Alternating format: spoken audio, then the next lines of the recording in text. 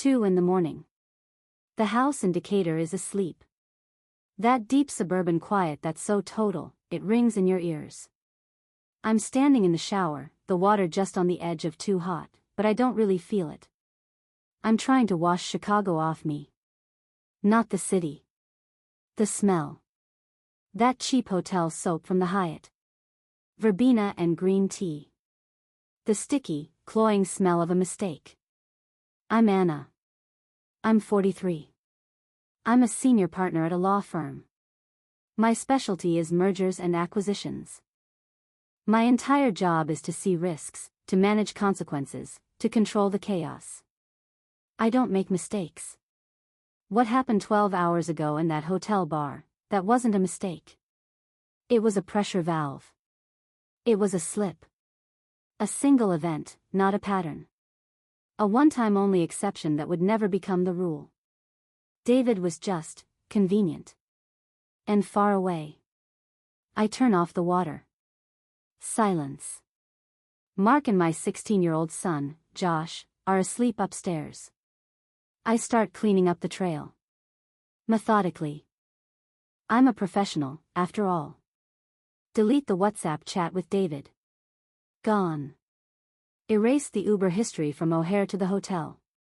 Gone. Delete the receipt for the client dinner from my work email, the dinner that was just 2 glasses of overpriced wine. Control. It's restored. I step out of the bathroom, wrapped in a towel. My iPhone is dead. 10 hours in airports and on planes. The charger is downstairs, in our home office. Mark's office. He's an architecture professor, he loves order. The moonlight cuts across his perfectly clean oak desk. His regular phone, his new iPhone 15 Pro, is sitting right where it always is. And next to it, on a stack of architecture magazines, is an old, beaten-up iPhone. An old model. The case is scratched, the glass is cracked. I freeze. I can't breathe. It's a burner phone. The kind of phone drug dealers use to cover their tracks. The kind of phone teenagers use to hide things from their parents. The kind of phone a husband uses to hide things from his wife. All my guilt, that sticky Chicago shame, it all vanishes in 1 second. It evaporates. And in its place is a cold, pure, crystal clear rage. The rage of a lawyer who just realized she's been played. I pick up the phone. My hands are steady. It's not locked. That isn't carelessness. That's arrogance. That's the absolute, condescending confidence that it would never be found. That I would never look. I tap the green messages icon. My eyes instantly lock on the top chat. The contact name is just 1 letter, A. I don't even think to see what else is there. My finger just moves, taps that top chat. I open it. And I'm drowning. It's not naked pictures. It's not trashy texts. It's so much worse. It's domestic. It's routine.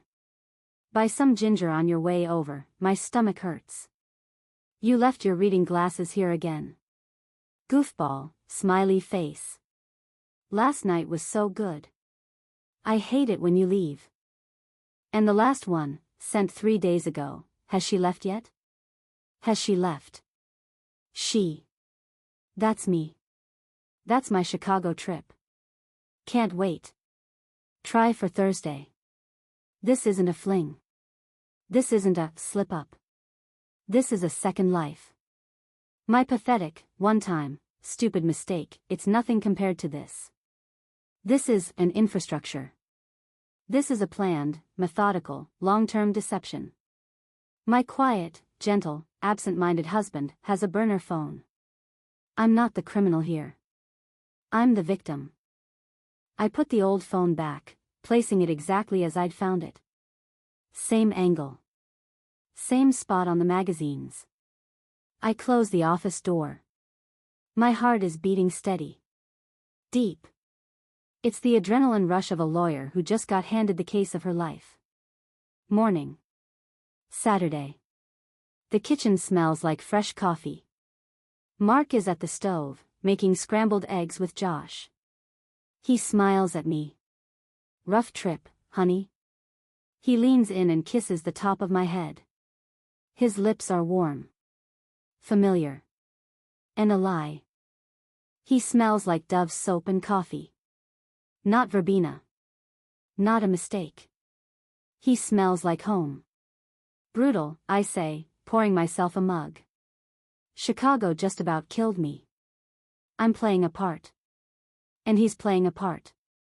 We're two liars drinking coffee in a perfect kitchen in Decatur, only I'm the one who knows the game has started. For the next 3 days, I am the model wife.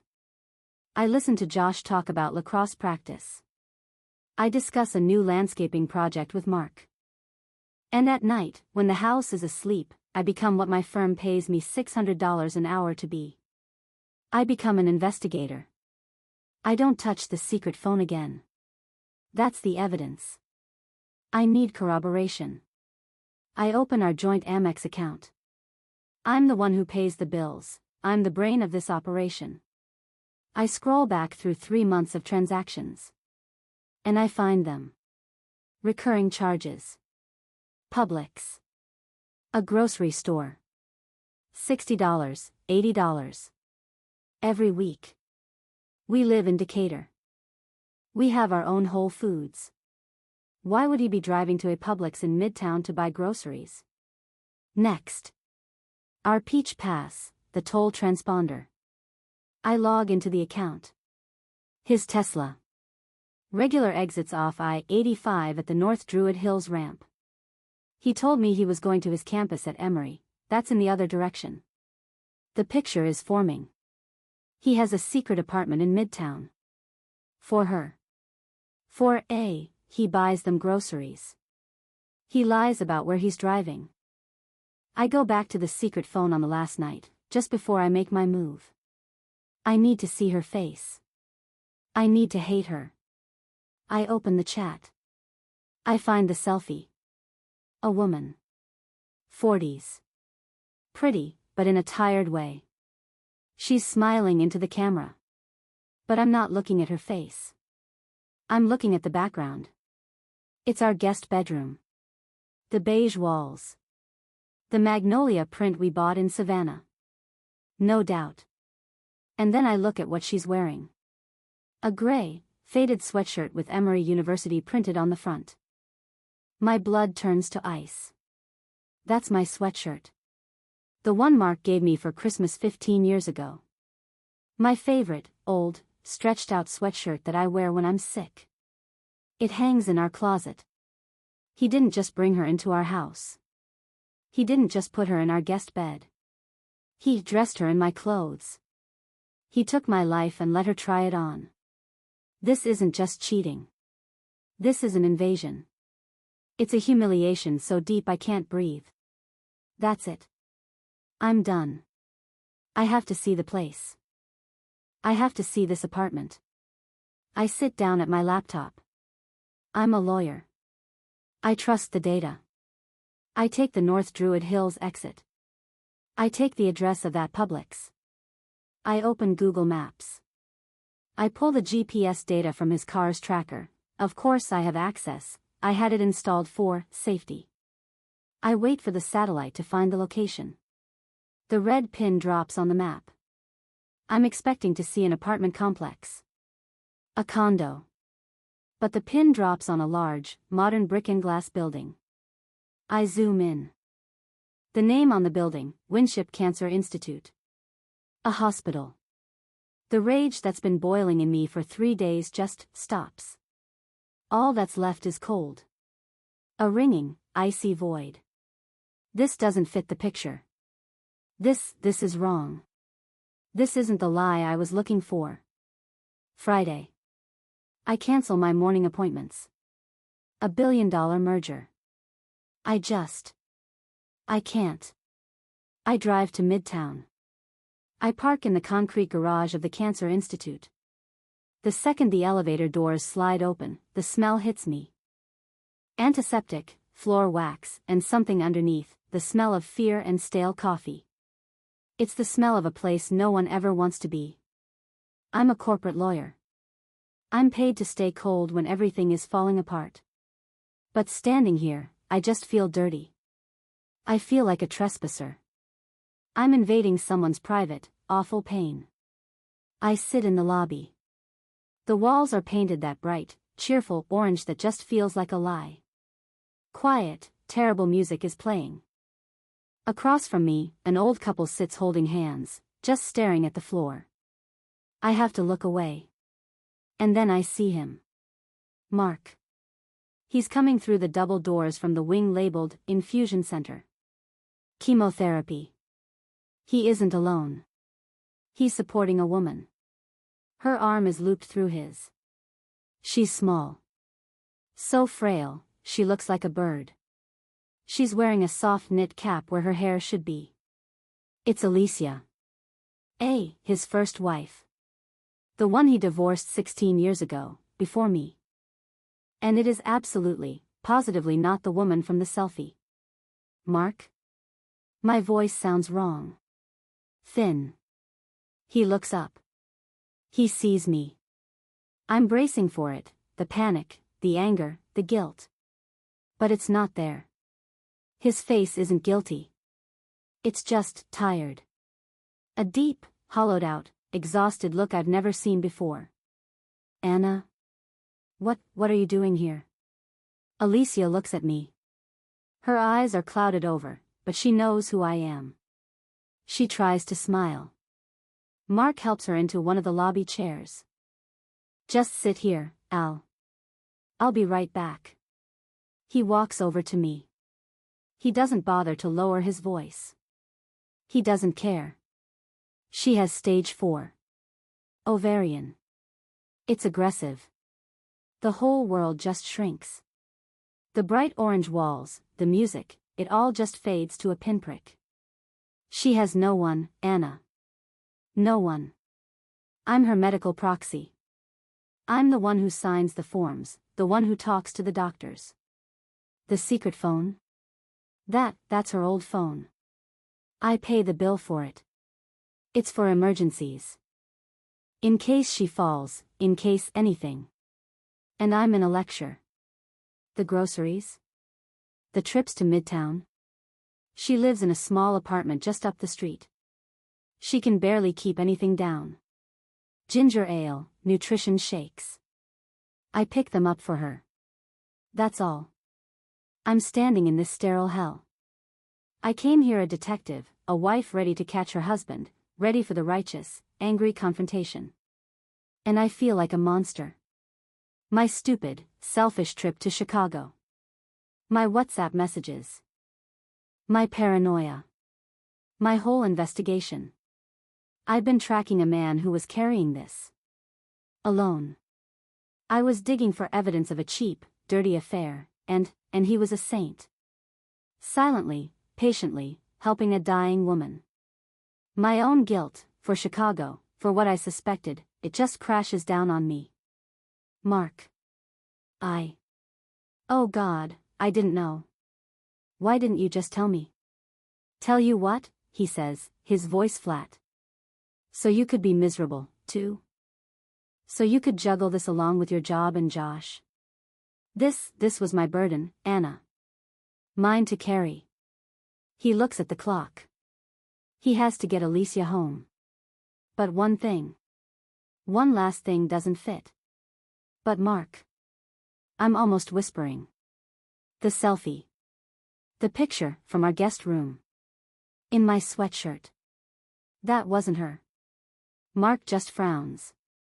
A deep, genuine frown of confusion. What selfie? Anna, what are you talking about? She can barely stand up. What sweatshirt? I have no idea what you're talking about.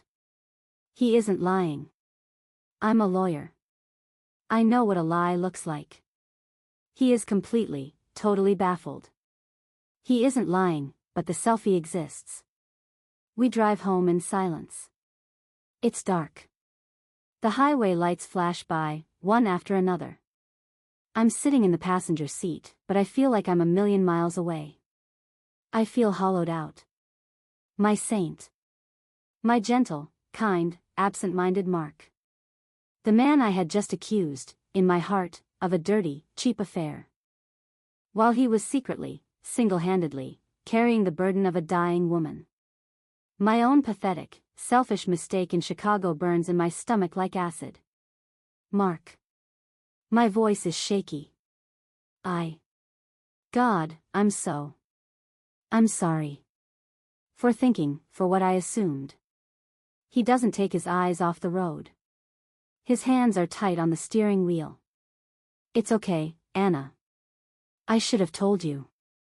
I didn't want to drag you into it. You have your work, you have Josh. This was my burden. I'm just used to it. He forgives me. He's so good, so noble, that even now, he doesn't blame me. He accepts my apology for the suspicion I now see was monstrous and unfair. I'm the monster. He's the saint. We get home. The house is quiet. Josh is asleep. Mark goes upstairs to take a shower. I need to wash the hospital off me, he says. I sit down at the kitchen table. I'm a lawyer. My brain doesn't just turn off. It can't. My brain hates loose ends. His story is perfect. It's tragic. It's airtight. Almost. The selfie. The woman in my sweatshirt. In my guest room. Mark wasn't lying back at the hospital. He was genuinely confused. I saw his face. But the selfie exists. Alicia is a dying woman in a knit cap. The woman in the photo is healthy, smiling, in her 40s. They are two different people. How can both things be true? If Alicia is A, then who is the woman in the photo? My heart is pounding so hard I'm afraid Mark will hear it through the floor. I go to his office. I pick up that old, secret phone again. I feel like I'm desecrating something. I'm looking for dirt in a story about sickness and grief. I open the chat with Alicia. My hands are shaking. I scroll. Buy some ginger. Doctor moved the appointment. Thanks for the ride. And then I see it. A message I missed. A message my brain, blinded by rage and then by guilt, just skipped over. From Alicia. 2 weeks ago. Thanks for the smoothie, you saved me.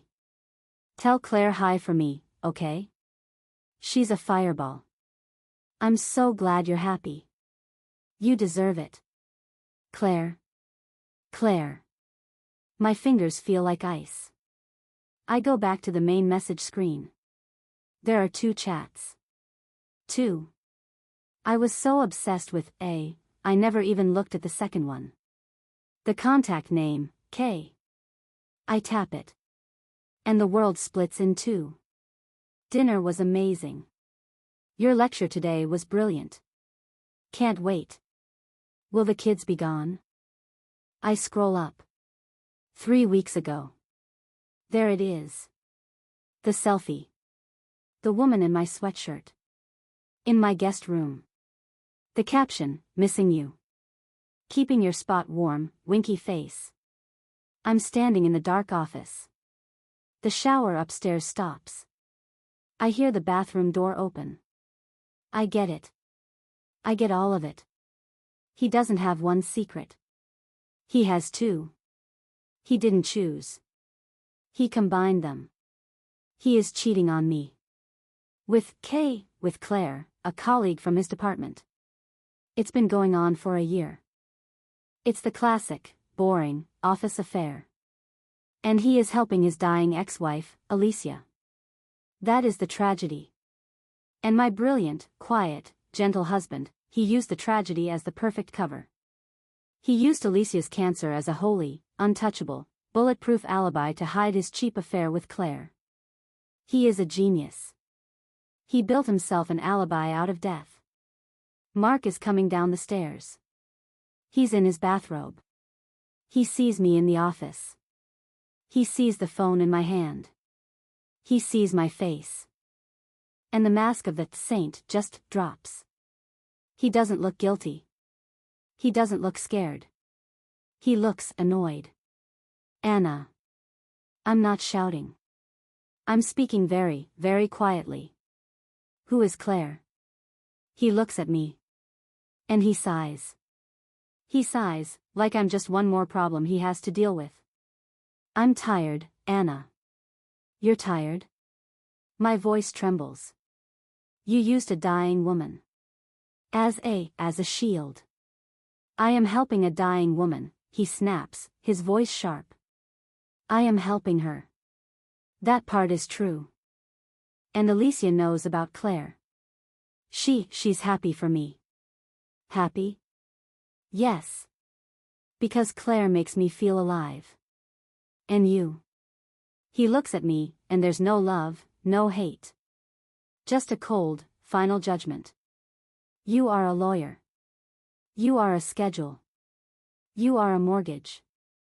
You are the person who runs things. I understand what he means. I'm not his life.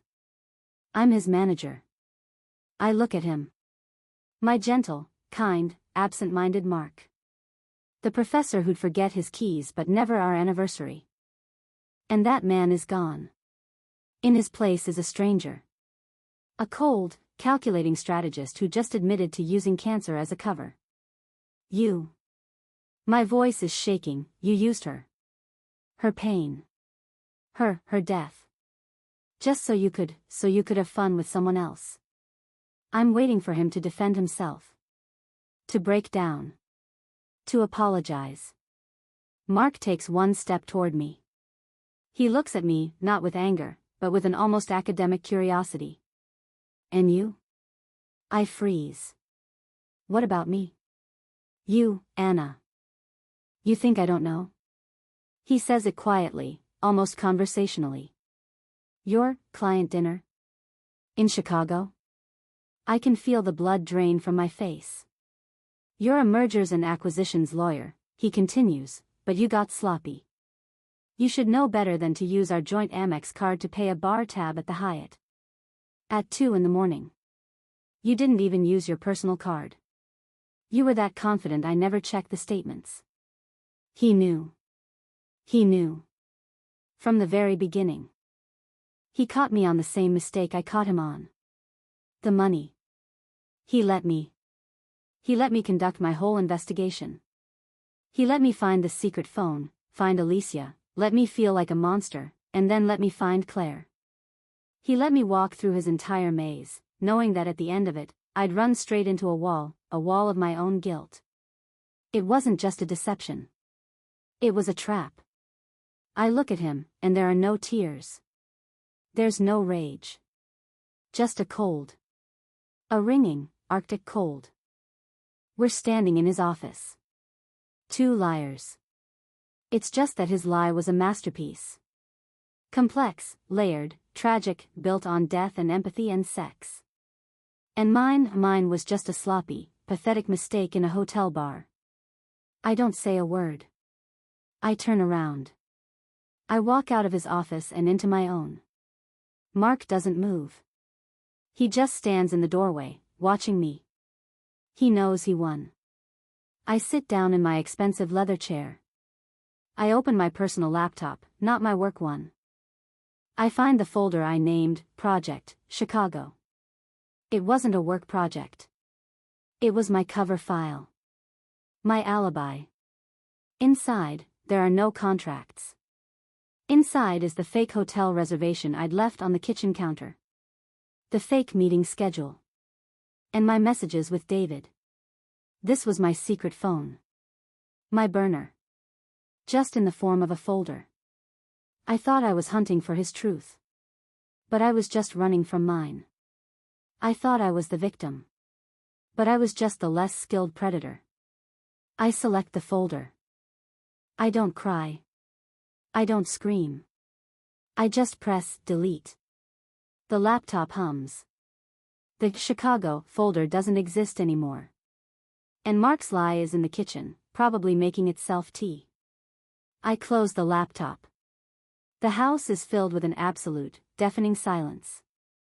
I hear Mark turn and walk to his office and close the door behind him. Like he's cutting himself off from me. And I just look at the dark screen and think of only one thing. Tomorrow at 7 a.m., I have to take Josh to lacrosse practice.